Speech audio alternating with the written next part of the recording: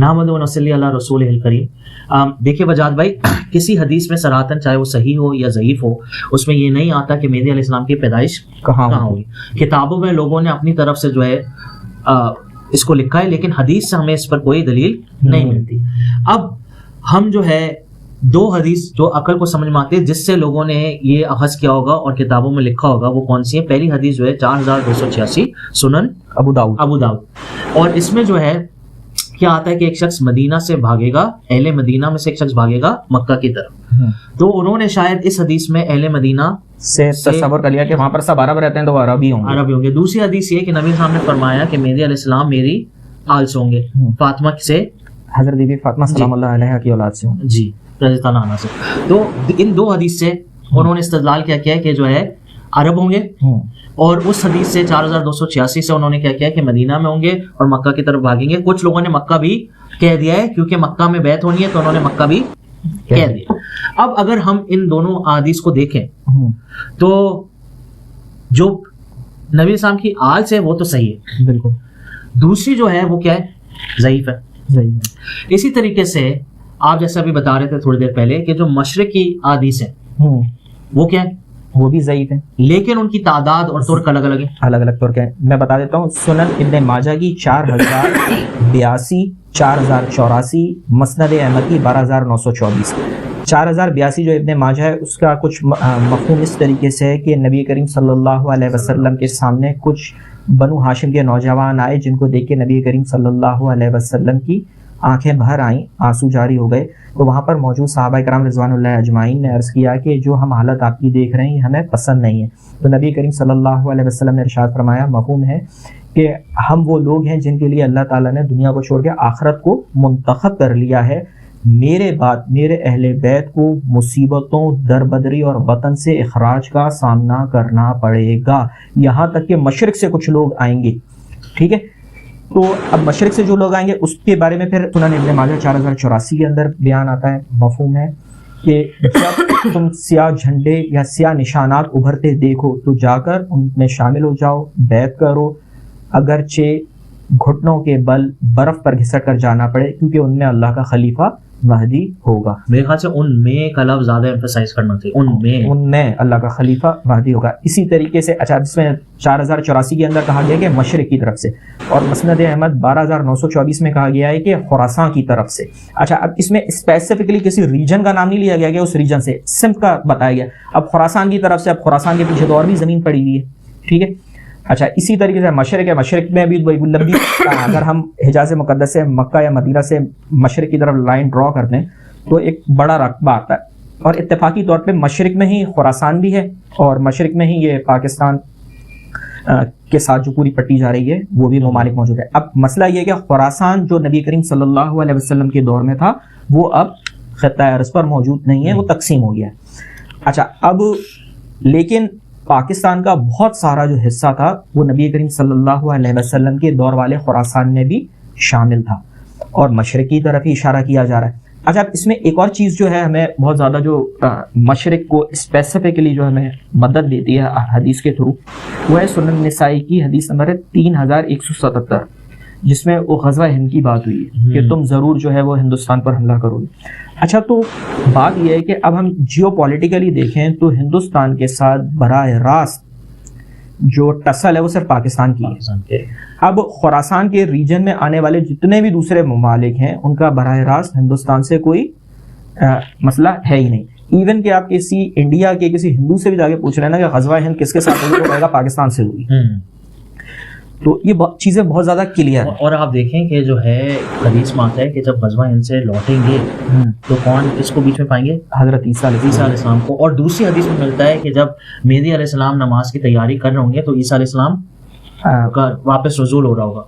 तो इसका मतलब दोनों हदीसों को साथ पढ़े हैं तो ग़ज़वा हिंद भी किसकी लीडरशिप में लड़ी जाएगी? इमामुल मेहदी की लीडरशिप में लड़ी जाएगी। तो इसमें जो है ये बात समझना बहुत जरूरी है। अब जो पहले की बात हदीस थी, आपने अच्छा क्या आपने बताया कि मशरिक की हदीस ज्यादा मुतादिद है। अब दो तीन बातें हमें सोचनी चाहिए और सबको सोचनी चाहिए कि एक हदीस में ये भी तो आता है कि वो दमिश्क होंगे जब ईसा अलैहिस्सलाम आ रहे होंगे, तो ये क्यों नहीं बोला कि जो है मेहदी अलैहिस्सलाम दमिश्क है? ये तो कोई नहीं बोलता।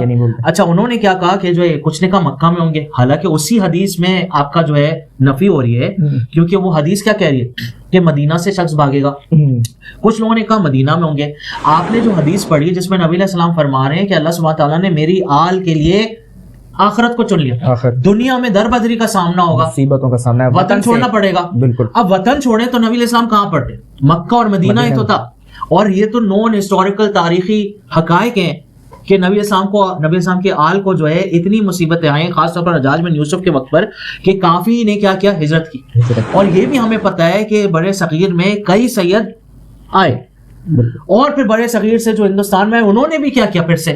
تو نبی صاحب نے جو بولا بالکل حق بولا, سچ بولا کہ بار بار کیا کرنا پڑا, کتنے ساری دفعہ ان کو کیا کرنا پڑا, شام گئے, شام سے ادھر گئے, عراق گئے, بخارا سمرقند گئے, بڑے صغیر میں انڈیا میں تھے اس وقت, پھر پاکستان کی طرف آئے, پھر جو کچھ بنگلہ دیش میں تھے, پھر پاکستان کی طرف آئے, یہاں وہاں سے کینیڈا چلے گئے, امریکہ چلے گئے. تو یہ تو ایک تاریخی وہ ہے. آج پوری دنیا میں کیا ہے, ہر جگہ نبی کریم صلی اللہ علیہ وسلم کے اہل بیت جو سید کے نام سے پہچانے جاتے ہیں, ہر قوم میں ہر جگہ ہے.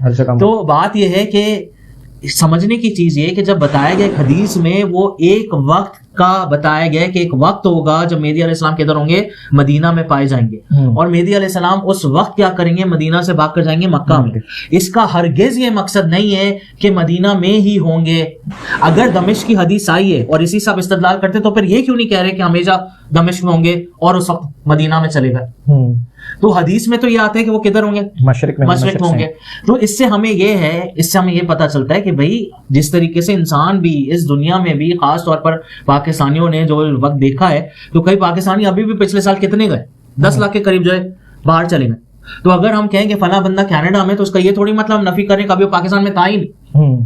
تو ایک وقت میں وہ مدینہ میں ہوں گے, اس سے کوئی انکار نہیں ہے, لیکن آپ اس کو دلیل نہیں بنا سکتے اور حتمی دلیل نہیں بنا سکتے کہ وہ مدینہ میں ہی پیدا ہوئے ہیں اور جو ہے مدینہ میں ہی ہوں گے. خاص طور پر جبکہ نبی السلام کی حدیث سے بول رہی ہے کہ میرے آل کو کیا کرنا پڑے گا, در بدری مصیبتوں کو اور وطن سے اخراج کا. اور یہ کب رکے گا, جب وہ مشرق سے وہ سیاہ نشانات کے ساتھ آئیں گے. پھر اس حدیث میں جس سے آپ استدلال کر رہے ہیں, اس حدیث سے میرے بھائی نبی السلام نے ایسا سخت حکم دیا کہ برف پر پھسل کر جاؤ, گھسٹ کر جاؤ, اور جا کر ان سے کیا کرو, ان میں شامل ہو جاؤ. ایک حدیث میں بیعت کا بھی آتا ہے. تو بات یہ, یہاں پر تو ایسا حکم نہیں آ رہا, وہاں پر آ رہا ہے. اور جب یہ چیز ہو گئی تو پھر تو سب کو پتا ہے مہدی علیہ السلام کون ہے. وہ سیاہ نشانات کا ابھرنا ہی سب سے بڑی دلیل اور نشانی ہے, تو وہ پہلے ہوگا. بالکل. اور جو دوسری بات یہ ہے کہ جب آپ کہہ رہے ہیں نبی السلام کی آل ہے, تو نبی السلام کی آل سے آپ یہ استدلال کر رہے ہیں کہ وہ جو ہے کسی عرب ممالک میں ہوں گے یا حجاز میں ہوں گے, حجاز مقدس ہوں گے. تو بات یہ ہے کہ کیا آپ اس بات پر قسم اٹھا سکتے ہیں کہ نبی السلام کی ساری آل آج صرف مدینہ اور مکہ میں ہی ہے؟ ایسا ہے ہی نہیں. سب کو پتہ ہے پوری دنیا میں جو ہے نبی السلام کی آل ہے. تو یہ کہنا کہ آل کی وجہ سے وہ مدینہ مکہ میں ہوں گے, تو یہ بات بھی غلط ہے.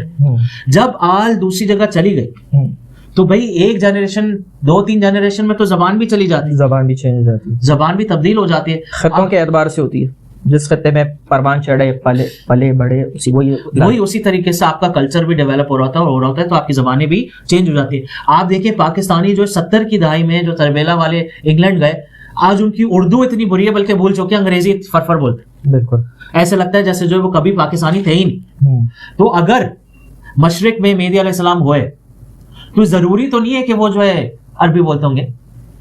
مشرق میں کوئی عربی نسل ہونا الگ چیز ہے, نبی علیہ السلام کی آل سے ہونا الگ چیز ہے, اور وہی زبان بولنا الگ چیز ہے. تو اس کو جو ہے ایک ہی حتمی دلیل پر جانا یہ کیا ہے, غلط ہے. تو اس کا مطلب کیا ہے, کیونکہ مشرق کی حدیثیں جیسا آپ نے بتائی ہیں زیادہ ہیں, اور کیونکہ ہمیں لگتا ہے کہ مشرق کی جو احادیث ہیں وہ پہلے ہیں. اس کی وجوہات کیا ہے کہ جو راستہ بنا رہے ہیں وہی مشرق میں, جو کالے جھنڈے والے ہیں جنہوں نے سفیانی سے نہیں لڑنا, اس کے بعد ایک اور لشکر آئے گا قریشی کلبی کا, وہ پہلے سے تیار ہوگا لشکر لڑنے کے لیے ان سے. تو وہ کیسے لڑیں, یعنی یہ مشرق والی حدیث کیا ہے, پہلے کی حدیث. نبی علیہ السلام کا حکم اور نبی علیہ السلام کا صاف صاف کہنا, میں نے کہا آپ اس میں کیا ہے, ان میں اللہ کا خلیفہ مہدی. اس حدیث میں تو نبی علیہ السلام نے ایسے نہیں فرمایا کہ جو ادھر اللہ کا خلیفہ ہے اس کو گھسیٹ کر لے آؤ اور اس سے بیعت کر لو, لیکن ادھر تو لوگ ان کو کیا کر رہے ہیں, پہلے ہی پہچان رہے. لوگ کہتے ہیں بیدہ کے واقعے سے پہچانے جائیں گے, لیکن بھائی تو بیعت کیسے ہوئی اگر لوگوں نے پہچانا نہیں, کیونکہ بیدہ کا واقعہ تو بعد میں ہو رہا ہے. سفیانی نے لشکر کیوں بھیجا اگر وہ پہچانتا نہیں ہے کہ وہ امام مہدی ہے, کیونکہ بیدہ کا واقعہ تو بعد میں ہو رہا ہے. بالکل. پھر ان کو جو زبردستی لانے والے کون لوگ تھے؟ کیونکہ بیدا کا واقعہ تو بعد میں ہو رہا ہے، گھسیٹ کر کوئی لے کر آ رہا ہے تو کیسے پتہ ہے امام مہدی؟ اسی طریقے سے اگر وہ مدینہ سے بھاگ کر مکہ جا رہے ہیں تو کیوں جا رہے ہیں جب ان کو کوئی پہچانتا نہیں؟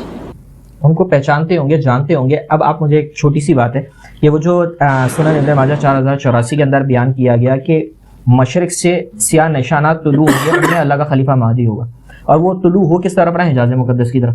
تو وہ جو لوگ نکل رہے ہیں سیاہ نشانات لے کے، وہ نکلیں گے ہی نہیں جب تک ان کو یہ یقین نہیں ہوگا کہ ہمارے درمیان امام مہدی نہیں ہے.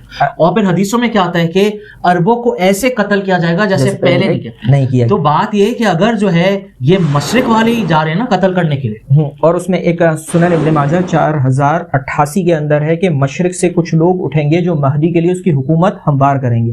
اب لوگ یہ جو کہہ دیتے ہیں کہ وہ مدینہ میں ہی پہچانے جائیں گے، تو پھر یہ مشرق کے کون لوگ ہیں جو پہلے سے جان رہے ہیں، پہچان رہے ہیں، سیاہ جھنڈے لے کر بھی نکل رہے ہیں، اور یہ بات کہہ دی جاتی ہے کہ وہ وہاں پہچانے جائیں گے. اچھا آپ دیکھیں نا نبی اسلام کے الفاظ کیا ہیں، نشاندہی کس حدیث میں کریں؟ مشرق والی حدیث میں کریں. بالکل. اگر نشاندہی انہوں نے کرنی ہوتی تو یہ بھی کہہ دیتے ہیں کہ بیدا کے واقعے پر کیا ہے، ان میں مکہ میں مہدی ہے، لیکن انہوں نے وہاں پر اس حدیث میں نشاندہی کے الفاظ نہیں ہے جو اس میں کہا گیا سنن ابن ماجہ 4084 میں کہ ان میں اللہ کا خلیفہ، ان میں اللہ کا خلیفہ ہے. یہاں بتایا جا رہا ہے. چلیں یہ بہت ساری احادیث کو کلیکٹیولی دیکھ کے پڑھ کر اور آنسر نکالنا تو شاید لوگوں کو سمجھ نہ آئے جب تک وہ اس پر محنت نہ کریں. ریسرچ کریں تو بہت آسان ہے، اللہ تعالیٰ سے مانگیں.